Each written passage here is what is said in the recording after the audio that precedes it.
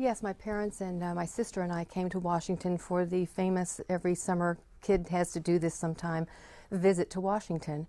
And we drove from Heavener, Oklahoma, to Washington. And we were doing all the tours, the visits. We came into the Capitol, and we went into Mr. Albert's office, who was then the whip. And we happened to run into him then, and he invited us to go to lunch with him. And during that lunch, he'd asked us, what we saw that made an impression upon us. And my impression was that there were only male pages, and I asked him about this. And he said, well, it's just kind of an unspoken rule that we have only boy pages. And I, at that age, between 6th and 7th grade, said, well, that's just not fair.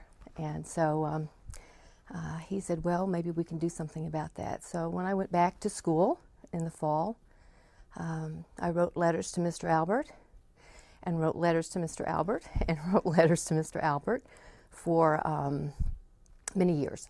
And finally, one day, when I was just about to graduate from high school, I got a call from Charlie Ward, who was Mr. Albert's administrative assistant, and he asked me how I would feel about being the first woman page.